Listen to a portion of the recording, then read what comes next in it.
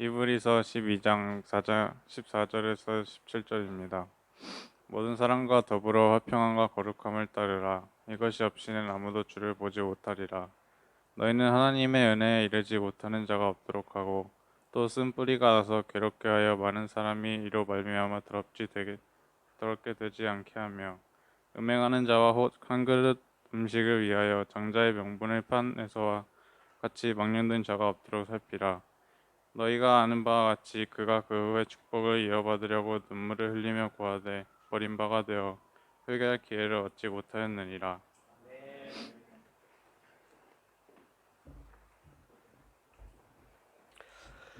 저희들은 이번 한 달 동안 히브리서 말씀을 묵상을 했고 오늘 이제 그 마무리하는 시점에 다다랐습니다.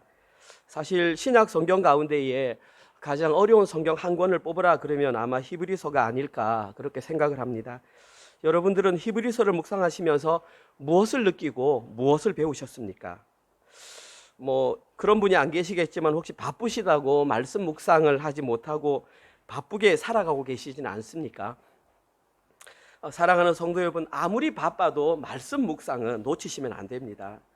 다른 것은 다 놓쳐도 삶의 우선순위에 있어서 말씀 묵상과 기도 생활은 반드시 삶의 가장 우선순위에 둬야 합니다. 특별히 기도도 많이 해야 되겠지만 저는 지금 말씀을 가르치고 있으니까 말씀 묵상을 놓치지 말아야 되는 이유는 말씀 묵상은 성경 지식을 가르치는 성경 공부가 아니기 때문입니다. 말씀 묵상은 성도가 어떠한 삶을 살아가야 하는지 삶의 방향을 제시하는 어떤 안내서와 같은 것입니다. 말씀을 온전히 묵상하지 않고는 하나님께서 원하시는 온전한 길로 걸어갈 수가 없고 삶의 변화를 경험할 수가 없기 때문입니다. 말씀 묵상을 제대로 하는 사람과 말씀 묵상을 제대로 하지 않은 사람은 지금 당장 보기에는 아무런 변화가 없는 것처럼 보이지만 시간이 점차 흘러갈 때에 그들의 마지막 목표 지점은 너무나 확연하게 차이가 나는 것입니다. 이렇게 말씀 묵상을 한 걸음 한 걸음 해가는 그 모든 것이 성도의 신앙생활인 것입니다. 저희들은 히브리서 말씀 묵상하면서 성경에서 제시하는 아주 신앙생활의 해답을 우리는 발견할 수 있었습니다. 물론 다른 성경에도 모두 성경에 대한 해답은 나와 있습니다. 그런데 다른 성경에는 좀 감추어져 있습니다. 그런데 히브리서 기자는 얼마나 답답했던지 그걸 감추지 않고 그냥 속내를 다 드러내버렸습니다. 보통 남녀 간에 연애를 할 때 처음에는 사랑한다는 말을 잘 하지 않습니다. 그냥 감추는 것이 원래 원칙인데 히브리서 기자는 그 마음이 얼마나 답답했던지 그냥 다 답을 말해버렸습니다. 신앙생활의 해답은 바로 예수 그리스도입니다. 히브리서 말씀을 묵상하시면서 예수 그리스도를 발견했는지 모르겠습니다. 오늘은 12장, 이제 13장 한 장 남겨두고 있는데 히브리서는 모든 내용이 예수 그리스도에 관한 얘기하고 있습니다. 전반부를 읽었을 때에도 예수 그리스도, 중반부를 읽었을 때에도 예수 그리스도, 오늘 본문을 마무리하는 부분에 있어서도 히브리서 기자는 예수 그리스도에 대한 내용을 강조하고 있습니다. 자, 그러면 히브리서 기자는 왜 이토록 예수 그리스도를 강조했던 것일까요? 이미 제가 말씀드렸지만 그 이유는 히브리서를 읽는 수신자들 때문입니다. 물론 지금 이 시대에 우리도 히브리서를 읽고 있지만 이 성경을 읽는 1차 수신자는 유대적 배경을 가졌던 기독교인들입니다. 이게 무슨 말이냐면 이들은 원래 유대인들이었는데 예수님의 말씀을 듣고 종교를 바꾼 것입니다. 지금은 종교를 바꾸는 것이 큰 의미가 없지만 그 당시에는 종교를 바꾼다는 것은 목숨을 내걸은 것입니다. 이들은 그들의 목숨을 걸고 기독교로 개종한 사람들입니다. 그런데 이들이 유대교를 버리고 기독교로 돌아왔다가 다시 보니까 자기들이 원하는 바를 얻을 수 없으니까 이제 기독교를 버리려고 하는 경향들이 그들 가운데 일어났던 것입니다. 이들은 기독교를 통해서 자기들이 원하는 구원의 길을 찾으려고 했지만 찾지 못하게 되었습니다. 그러자 여기는 이유가 지난번에 말씀드렸지만 첫 번째는 고난이라는 이유가 있었고 두 번째는 그들이 살아낼 반대 정신에 대한 어떤 확실한 믿음이 없었기 때문입니다. 아무튼 이들은 기독교를 버리고 다시 제사를 드리는 유대교 방식으로 하나님 나라를 들어가기 위한 방법을 찾으려고 했던 것입니다. 히브리서 기자는 이들의 모습을 바라보면서 너무 안타까운 마음으로 이 글을 적었던 것입니다. 여러분들은 이들의 태도가 어떻게 좀 이해가 되십니까? 우리말로 하면 좀 공감이 되십니까? 저는 미약하지만 이들의 입장이 어느 정도는 좀 공감이 됩니다. 왜냐하면 저도 나름대로 신앙생활하면서 구원에 관한 고민을 좀 많이 했던 것 같습니다. 가장 먼저 구원에 관해서 고민을 했던 것은 중학교 시절 같습니다. 그때는 이미 한참 어렸을 때인데 벌써 약 40년 전인 것 같습니다. 중학교 시절에 교회는 나가고 있었는데 교회 나가는 것과 친구들과 노는 것이 저에게는 어떤 견줄 만한 아주 큰 유혹이었습니다. 그래서 교회 나가는 것이 맞을까 아니면 그냥 확 친구들하고 어울려 노는 것이 맞을까 심하게 갈등을 했습니다. 그때 제가 내린 결론은 뭐냐면 보험용으로라도 교회는 다니자. 저는 그렇게 결론을 내렸습니다. 무슨 말이냐면 만약에 진짜 죽음 이후의 삶이 존재한다면 예수님을 믿는 쪽으로 선택하는 것이 저는 더 안전하다고 생각을 했었습니다. 어린 나이지만 저는 그것을 좀 생각했습니다. 기특한 생각이 드는데 그러나 이러한 선택은 구원을 올바로 이해한 것이라고 말할 수 없습니다. 구원은 결코 보험용으로 선택할 수 있는 것이 아닙니다. 그리고 시간이 흘러서 제가 청년이 된 이후에는 어떤 분과의 성경 공부를 통해서 갈라디아서 22장 20절의 말씀을 제가 지식적으로 이해하게 되면서 예수 그리스도가 나의 구원자이구나 라고 하는 것을 깨닫게 되었습니다. 저는 이것을 구원의 지적인 동의라고 말을 합니다. 성경이 이렇게 되어 있고 예수는 나를 위해 왔고 나를 죽었으니까 십자가에서 돌아갔으니까 나는 구원받았구나 이렇게 생각했습니다. 그러면 이제 나는 구원받았네 이제 그렇게 생각을 하고 교회로 돌아가서 그 증거로 교회 생활을 아주 열심히 했습니다. 저는 구원받은 증거가 교회 생활을 열심히 하는 것이라고 생각했습니다. 정말 과하다 할 정도로 교회 생활을 열심히 했습니다. 제가 1989년도 9월 6일 날 군대에 입대했는데 대학교를 휴학하고 약 3, 4개월 정도 시간이 남아 있었는데 저는 그때 거의 집에 들어가지 않고 교회에서 먹고 자고 했습니다. 심지어는 사찰 집사님이 조금 이렇게 자리를 비우신 때에는 제가 새벽 차인배를 눌러서 사찰 역할까지도 했었습니다. 물론 그 외에 다른 일도 굉장히 많이 했습니다. 기쁘게 일을 했고 저는 제가 그렇게 교회 생활을 하는 것이 구원받은 올바른 증거라고 생각을 했기 때문에 그렇게 했습니다. 이것은 군대를 제대한 이후에도 똑같았습니다. 군대 제대한 이후에는 처음에는 학생차양대 지휘를 하고 그 다음에는 본성가대 지휘를 하고 또 전문적으로 공부를 해서 심지어 다른 교회 지휘를 하러 가는 상황까지 이르렀습니다. 저는 그 모든 것이 내가 구원받았기 때문에 이렇게 증명돼야 된다라고 생각을 했습니다. 그러나 사실은 이러한 모습 또한 구원을 올바로 이해한 것이라고 말할 수는 없습니다. 왜냐하면 교회 생활 위주의 신앙생활은 일상적인 삶의 변화를 동반하지 못하기 때문입니다.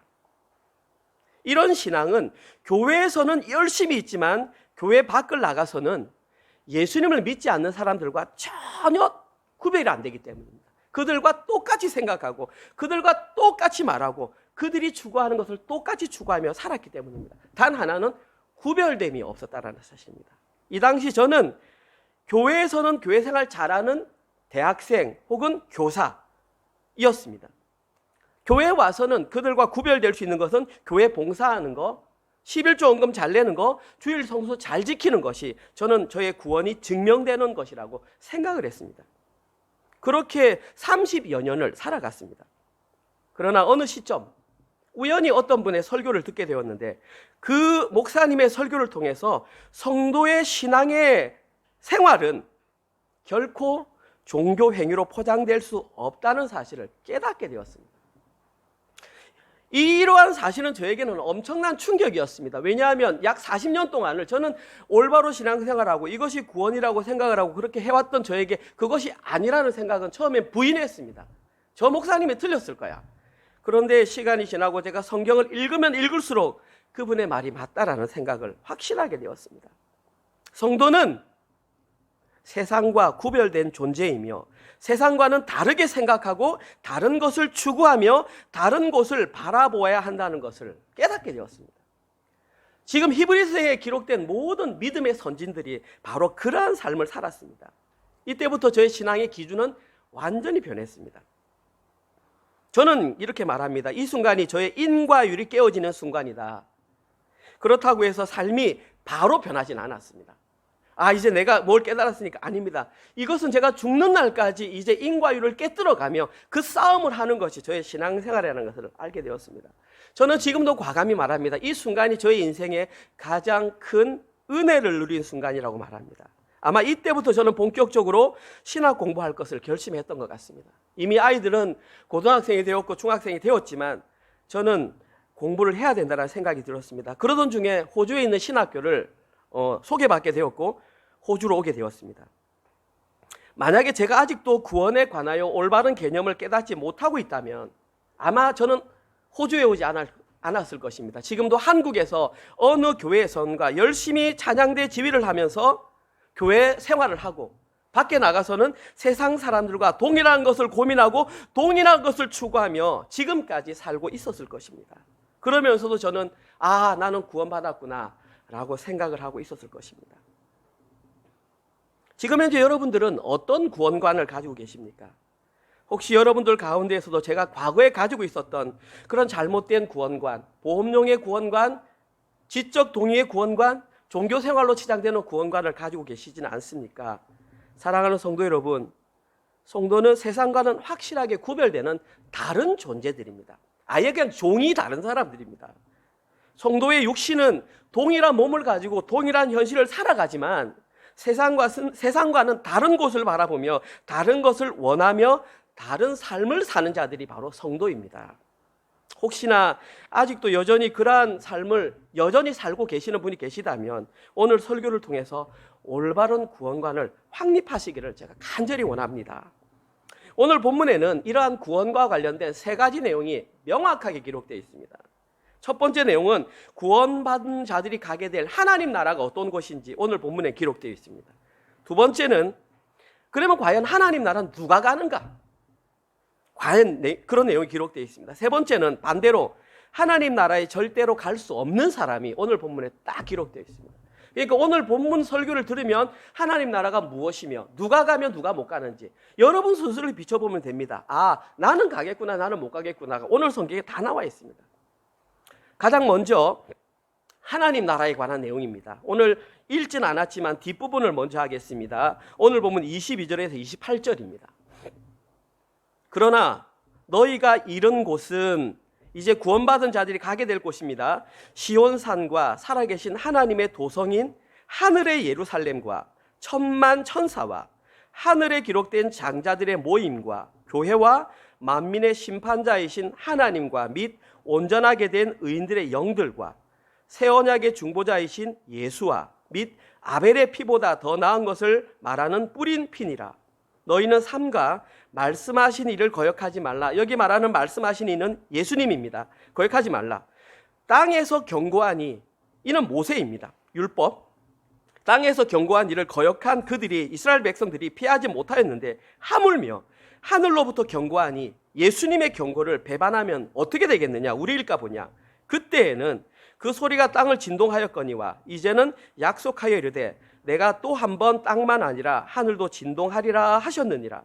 이 또 한 번이라 하심은 진동하지 아니하는 것을 영존하게 하기 위하여 진동할 것들 곧 만드신 것들이 변동될 것을 나타내심이라. 그러므로 우리가 흔들리지 않는 나라를 받았음즉 은혜를 받자 이로 말미암아 경건함과 두려움으로 하나님을 기쁘게 섬길지니. 제가 천천히 읽었는데 무슨 말인지 알겠습니까? 저도 사실 처음 읽어서는 무슨 말인지 잘 모르겠습니다. 분명 없이 하나님 나라가 어떤 곳인지 들어있다고 했는데 한 번 읽어서는 무슨 말인지 잘 모릅니다. 근데 아는 내용도 있습니다. 먼저 아는 내용부터 한번 살펴보겠습니다. 가장 먼저 아는 내용은 22절에 이렇게 기록되어 있습니다. 자, 하나님 나라가 어떤 곳이냐 하면 보세요. 시온산. 그곳에는 살아계신 하나님의 도성인 하늘의 예루살렘, 이곳이 바로 하나님 나라랍니다.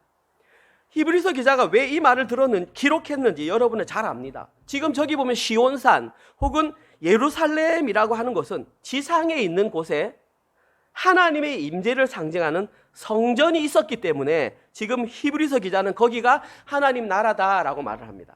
여러분들도 여기까지는 이해합니다. 유대인들도 당연히 여기까지는 이해합니다.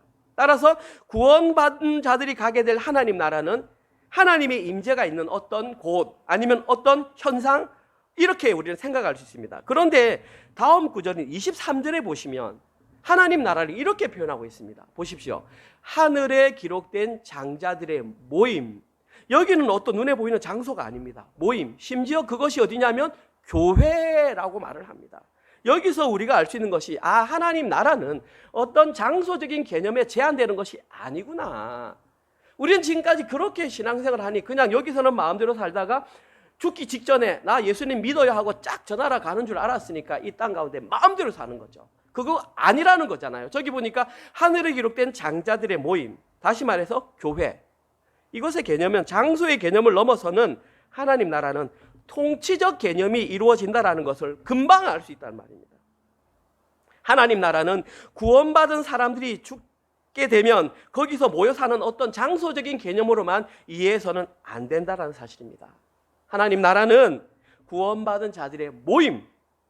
오늘 본문 23절에서는 그것을 교회라고 말을 했습니다.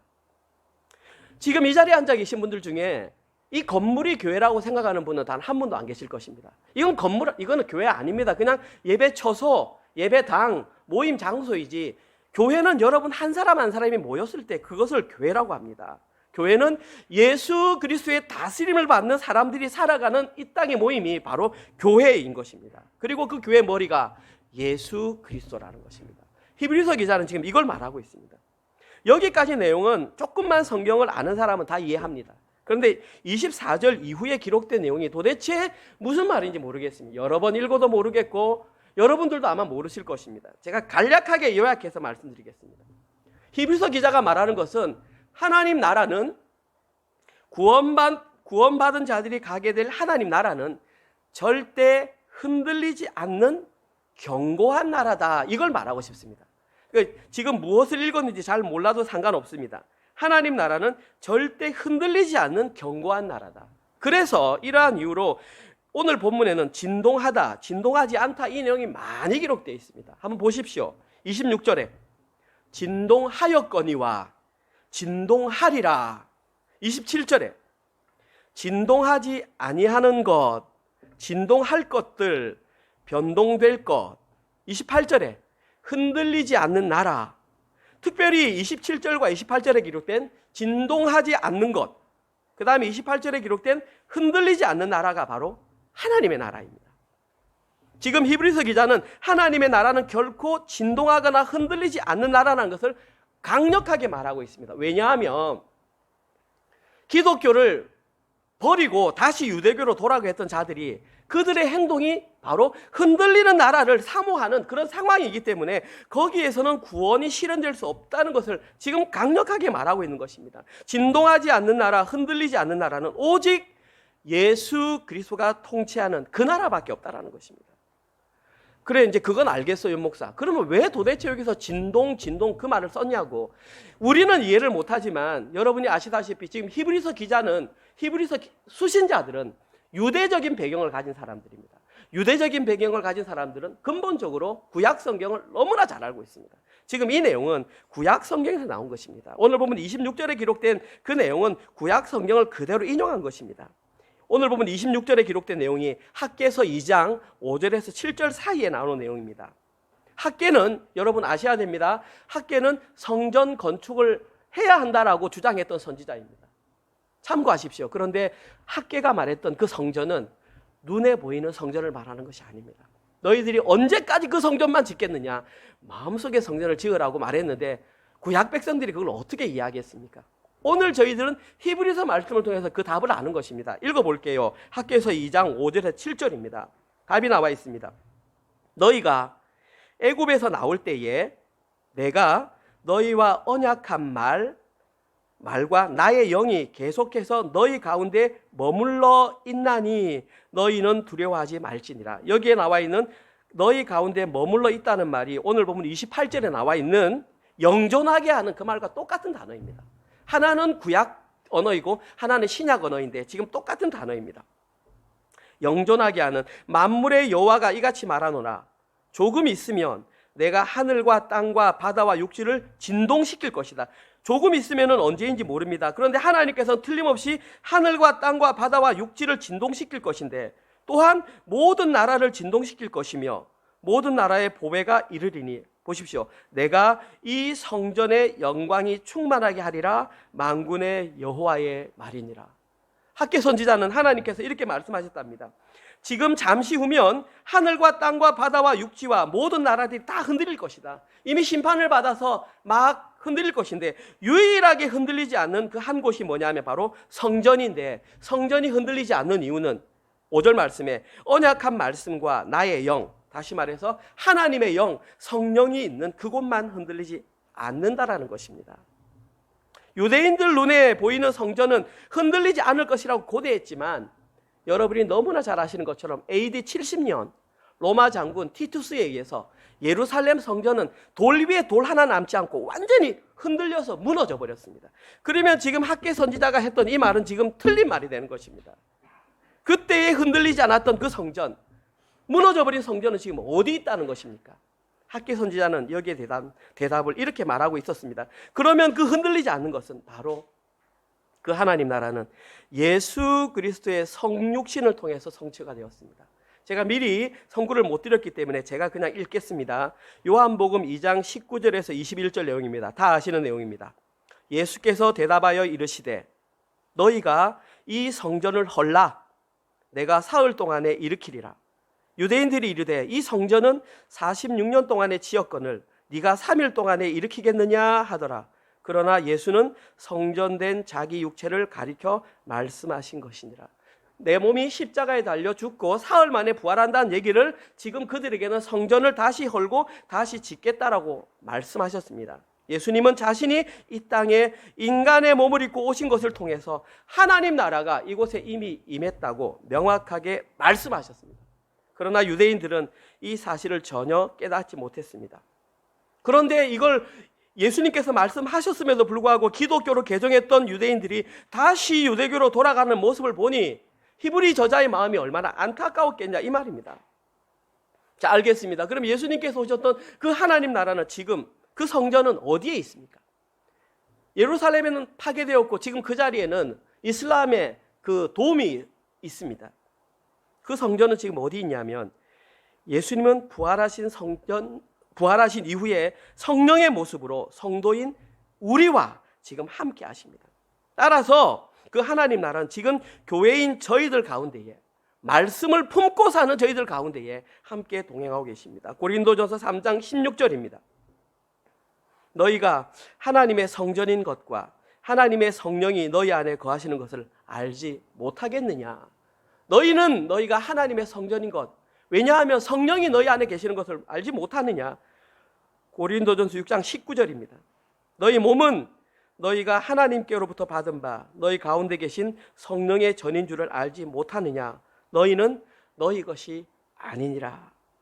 이 시대의 하나님 나라는 이미 말씀 가운데 말씀으로 동행한 구원받은 자들 가운데에 임재하고 계십니다. 하나님 나라는 여러분들이 바로 하나님 나라 안에 거하시는 분들입니다.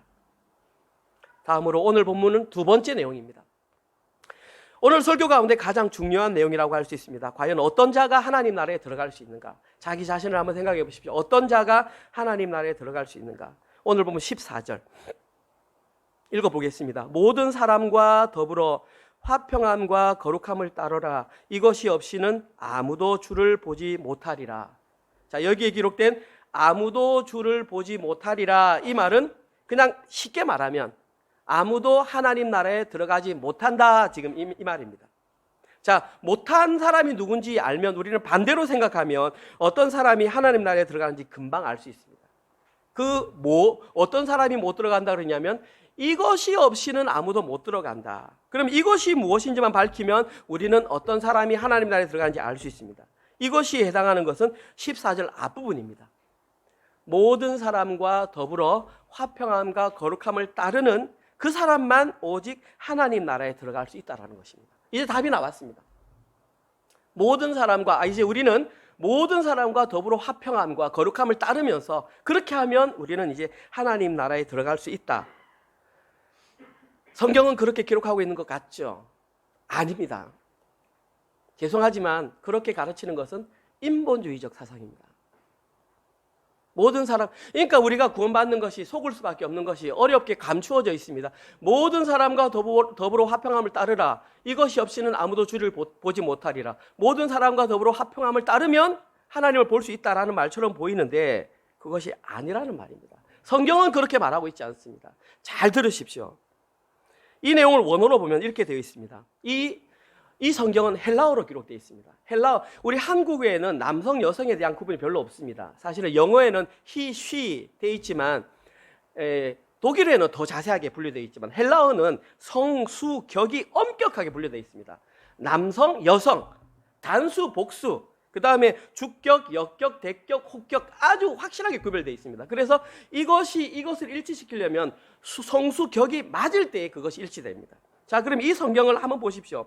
이것이 화평함이라고 하는 단어는 일단 어렵지만 여성 단수로 기록되어 있습니다. 됐죠? 화평함은 여성 단수입니다. 자, 그 다음에 여기 기록된 거룩함이라고 하는 단어는 남성 단수로 기록되었습니다. 자, 그러니까 여기서 말하는 이것이 무엇을 가리키는지 밝히면 앞에 두 개 중에 뭔지를 알 수 있습니다. 첫 번째, 만약에 이것이 복수라면 앞에 두 개를 다 가리키는 게 맞습니다. 자, 그렇죠? 자, 그런데 이것이 만약에 그 중에 하나라면 가리키는 것이 달라지는 것이죠. 이것이 해당하는 것은 관계대명사인데 오늘 본문에서는 남성 단수로 사용되었습니다. 자, 이것이 남성 단수로 사용되었으니까 오늘 보면 14절을 정확하게 해석하면 이것이 해당하는 것은 거룩함이라는 것입니다. 그러면 하나님 나라에 들어갈 수 있는 사람은 거룩함이 없이는 아무도 주를 보지 못한다. 다시 말해서 거룩함을 따르는 사람만 하나님 나라에 들어갈 수 있다는 것입니다. 이것이 성경이 말하고 싶은 것입니다. 한글 성경은 헷갈리게 돼 있죠. 화평함과 거룩함 둘 다를 지칭하는 것 같은데 성경 원어는 거룩함만 지칭하고 있다는 것입니다. 거룩함이 뭘까요? 거룩함은 사람에게서 나올 수 있는 속성이 아닙니다. 거룩함은 오직 하나님의 속성입니다. 오늘 본문에서 하기아스모스, 거룩함, 성별, 봉헌, 정화, 분리와 구별을 뜻합니다. 저희들이 레위기서를 공부할 때 카다시, 그 거룩함과 동일한 단어입니다.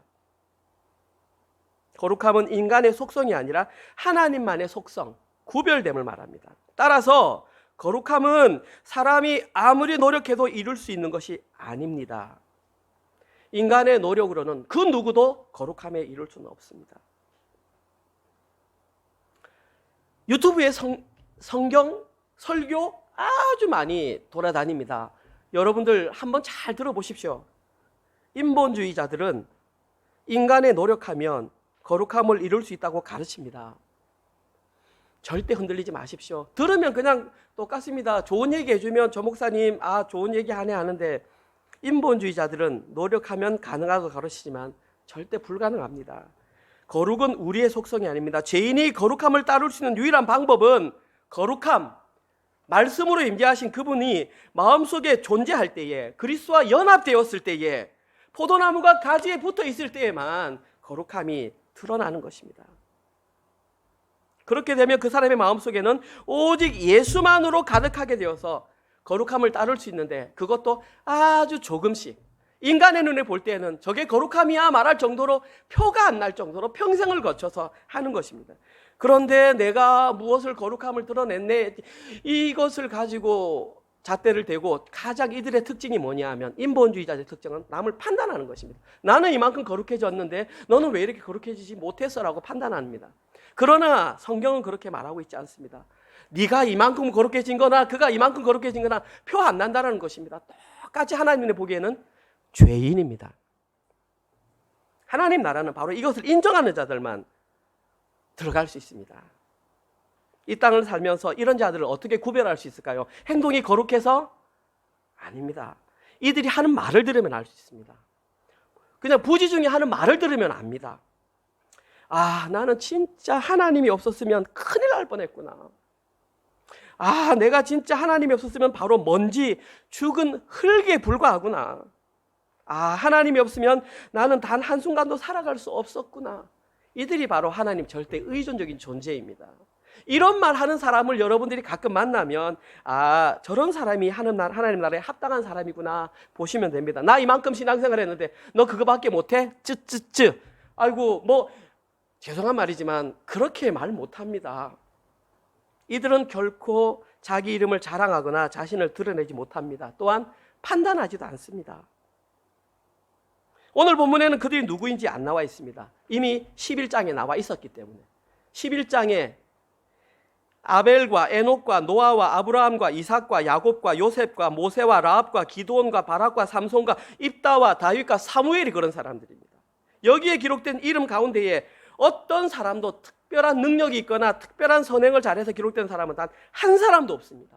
이들은 하나님 없이는 나는 먼지에 불과하구나 라고 고백했던 사람들이 지금 거기에 들어있고 그들을 믿음의 선진들이라고 말을 했습니다. 그렇다면 성도에게 화평함은 필요가 없는 것일까요? 그렇지 않습니다. 이 화평함은 거룩함의 결과물입니다. 거룩함을 잃은 사람에게는 조금씩이지만 반드시 화평의 열매가 맺히게 되어 있습니다. 로마서 12장 18절 내용입니다. 사도 바울 선생님이 할 수 있거든 너희로서는 모든 사람과 더불어 화목하라 라고 말을 했습니다. 화목해야 합니다. 그러나 중요한 것은 그 화목함이 구원의 증거는 아니라는 말입니다.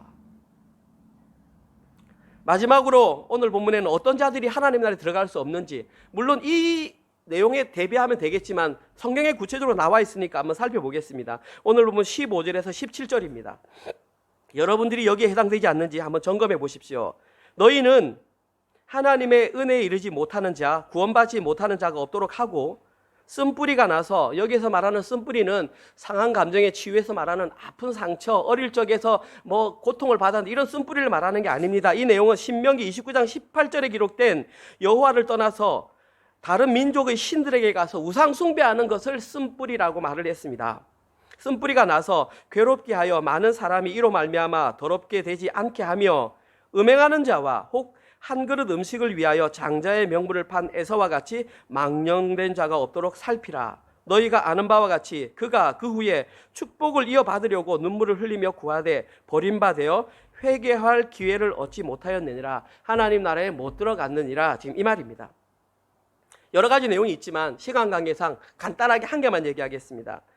오늘 본문에서 하나님 나라에 들어가지 못하는 사람은 바로 음행하는 자와 망령된 자라고 얘기했습니다. 지금 한글 성경에 보면 음행하는 자가 앞에 나와 있고 망령된 자가 뒤에 있으니까 두 사람을 말하는 것 같지만 원어를 보면 붙어 있기 때문에 한 사람입니다. 음행하는 자, 망령된 자, 즉 에서이기 때문에 여기서 말하는 음행하는 자와 망령된 자는 동일한 인물, 에서를 가리킨다고 볼 수 있습니다.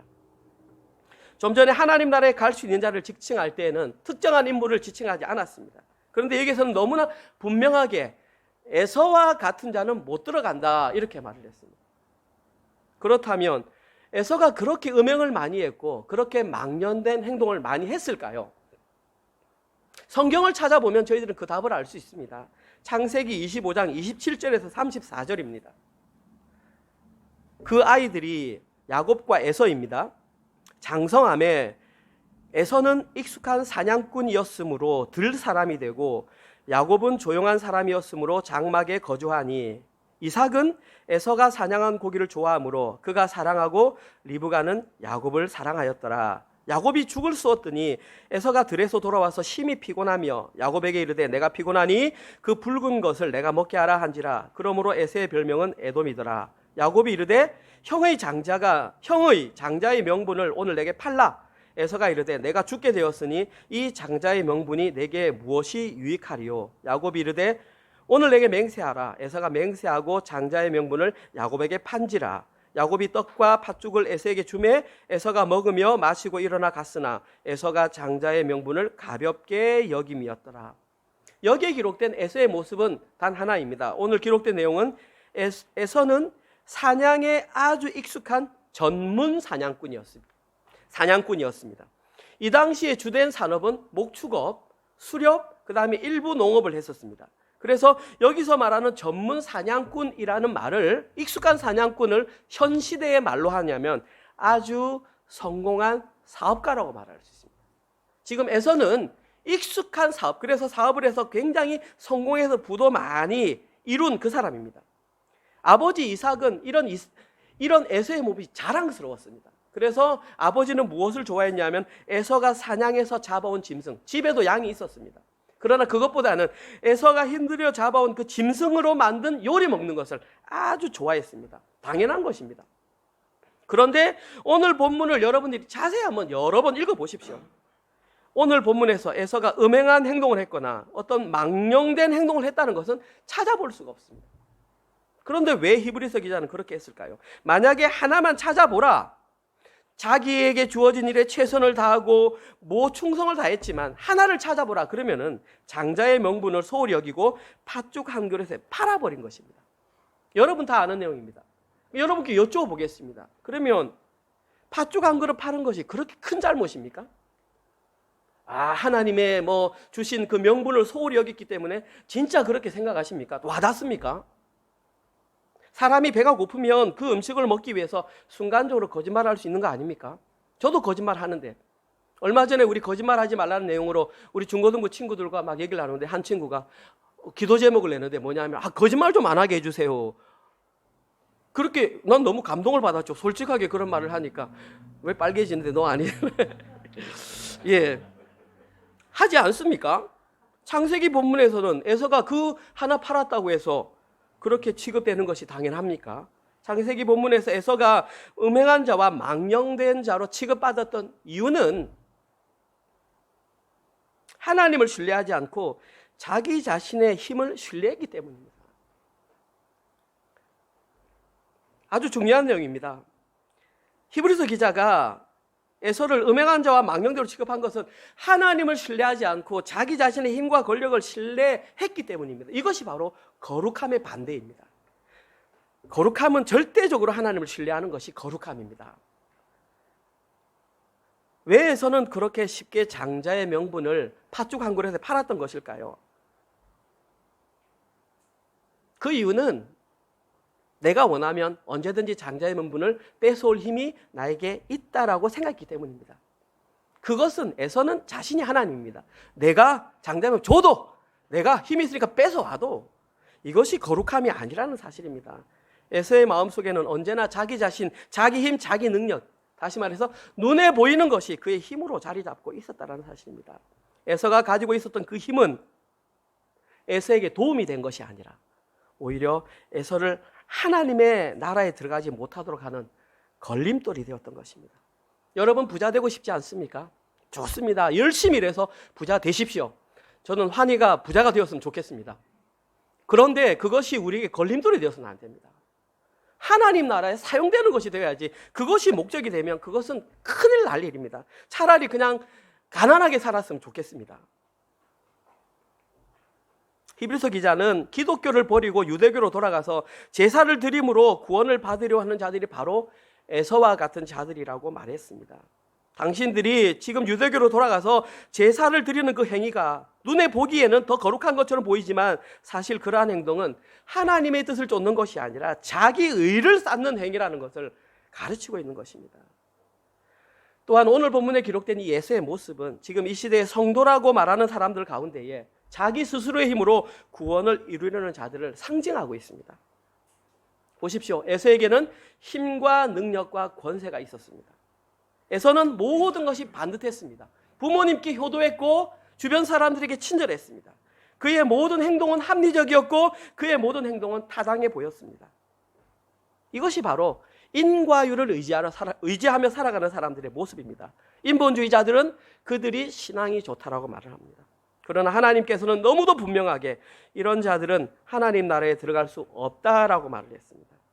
오히려 스스로의 힘으로 구원을 이루려는 그들의 종교 행위가 우상이며 음란이라고 말씀하고 있는 것입니다. 혹시 우리는 그런 음란을 신앙생활로 착각하고 있지는 않습니까? 오늘 말씀을 마무리하겠습니다. 저희들은 오늘 본문을 통해서 다른 사람이 아니라 자기 자신을 돌아봐야 합니다. 오늘 이 얘기는 누가 들었으면 좋겠다가 아니라 내가 듣는 얘기입니다. 설교를 하는 제 자신에게 하는 얘기입니다. 사람들의 눈에 보기에 하나님 나라에 들어가기 합당한 인물로 보이는 사람은 에서였습니다. 반듯하고 힘있고 합리적이었습니다. 그러나 실제로 하나님 나라에 들어간 사람은 자랑할 것이 아무것도 없는 믿음의 선진들이었습니다. 이들의 공통적인 특징은 나 자신은 삭제되고 오직 여호와의 이름만이 드러나는 것. 그것이 바로 거룩함입니다. 하나님께서는 지금 이 시대에 이런 자들을 찾고 계십니다. 여러분들은 어디에 소망을 두며 살아가고 계십니까? 우리의 소망은 오직 말씀이신 예수 그리스도 한 분밖에 없습니다. 오직 예수 그리스도께 소망을 두는 그 자들만 자기를 부인하고 자기 십자가를 지는 반대 정신의 삶을 살아갈 수 있습니다. 왜냐하면 그것이 올바른 것을 깨닫는 자들은 이들밖에 없기 때문입니다. 바로 이들이 오늘 본문 28절에 기록된, 집사님 28절 한번 펴주십시오. 28절에 기록된 흔들리지 않는 나라를 받은 사람들이 바로 이 사람들입니다. 그리고 그들이 살아가는 삶이 경건함과 두려움으로 하나님을 기쁘게 섬긴다고 했습니다. 여기에 기록된 경건함이라는 단어는 두려움, 경외라는 뜻입니다. 다시 말해서 이러한 사람들은 두려움과 두려움으로 하나님을 섬긴다. 이런 사람들의 특징은 하나님을 경외하는 것으로 나타나게 되어 있습니다.